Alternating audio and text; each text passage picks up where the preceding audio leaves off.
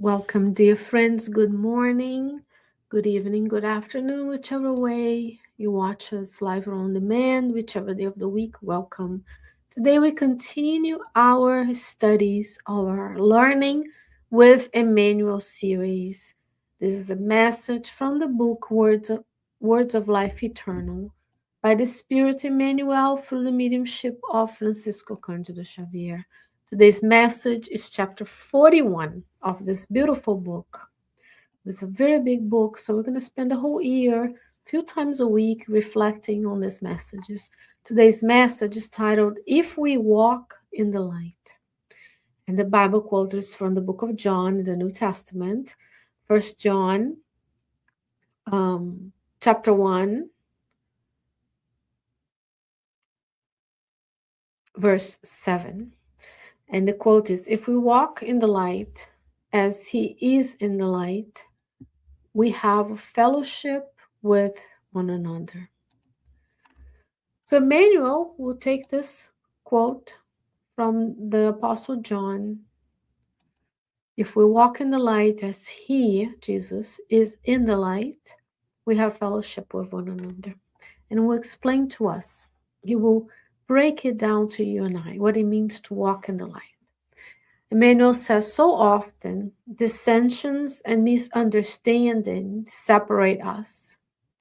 Decisions in private life, incompatibilities, divergent interpretations, resentments, and because of these, considerable losses of time and effort ruin our tasks and disturb life itself. We withdraw from the field of service, wrongly prejudge people and events, complicate the problems that concern us, and desert the work that is to be done. Right? So, isn't that true that in life we have misunderstandings, dissensions, we make decisions, we make interpretations, we gather resentments, we harbor resentments towards others, and because of these, we lose time and effort. So, how many times in our lives we have lost time and effort on things that were not that important, right? Because all shall pass, and our differences are temporary, because we are going to be a superior spirit one day, walking with Christ-like spirits like Jesus and doing the work of the good in the universe. But today, we need to ask ourselves, what kind of misunderstandings and dissensions are separating me from my fellow beings and separating me from the work that is to be done? Because he says, when that happens, we withdraw from the field of service. We prejudge people and events and complicate the problems that concern us. So that's you and I in daily life. Right? We are overcomplicating, we're prejudging, we're harboring resentment, and then we are deserting the field, deserting the work that is to be done. And what is the work? The work of the good. The useful activities in life that you and I should be doing. Instead, we are seduced by the things of this world. Right? When we want one more vacation, one more picture, one more, versus knowing that there's a whole field of service that we need to follow through. And Emmanuel continues, however, such disasters will not befall us if we walk in the light. So if we walk in the light with Jesus, we're not going to be affected by the things we just talked about. Because in the radiant clarity of the Master, we will understand that we all share the same hopes and the same needs. So bottom line, in humanity on the earth, especially trials and expiations world, we have the same hopes and the same needs. The hope and the needs of being recognized, of food, shelter, clothing, purpose, and of serving others.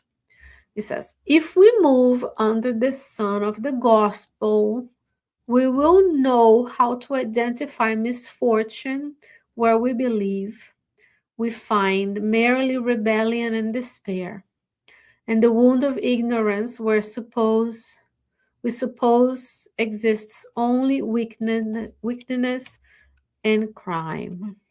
So let's look at the events in our lives, and when we find there's rebellion and despair, he's saying we will identify misfortune. When we think there is wickedness and crime, there is ignorance.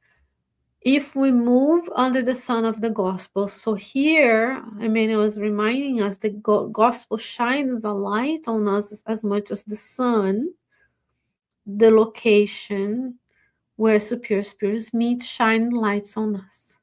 But in order to walk under the sun of the gospel, you and I have to do what? We have to know of the gospel and apply the gospel, because Jesus never came here just to learn and sit back and enjoy. He was doing, he was serving, he was modeling and guiding us towards the good.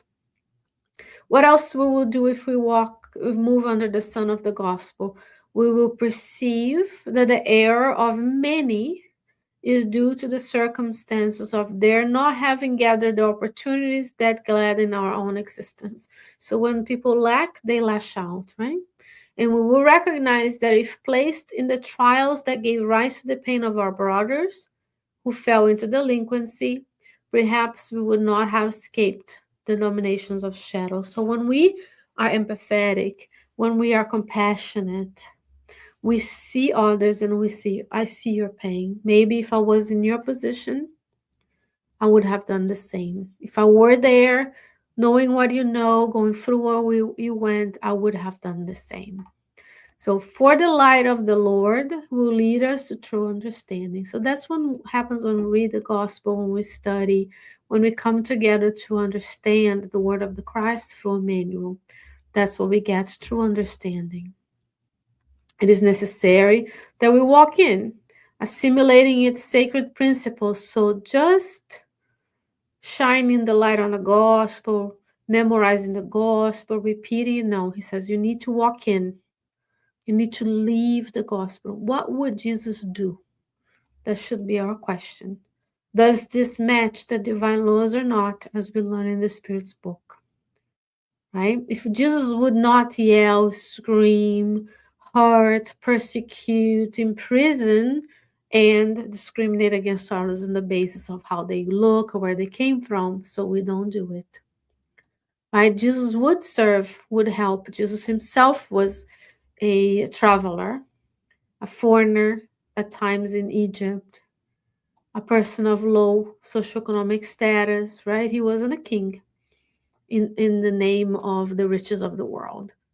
So we need to walk in just like Jesus, and he still showed us that it's possible to do it. So that we may mark within ourselves the presence of true charity. What is true charity? Is when I see myself in the position of others and I give. If I were homeless, I would like a house. If I were hungry, I would like food. If I were misunderstood, I would like understanding. So I do unto others. The true charity is the divine lever, which for now is the only force capable of sustaining us in the blessed community with one another. So when we learn to be truly charitable, just as Jesus was, that will sustain us with one another in these times of great trials and great rearrangement of the world order, where we are asked to testify, to give our testimony to us following Christ in the way that we should, in the way that we will shine forth within us for all times. Dear friends, I hope you've enjoyed this message from Emmanuel, and God willing, I'll be back with you another time for our Learning with Emmanuel series. Take care. Have a great day. Bye-bye.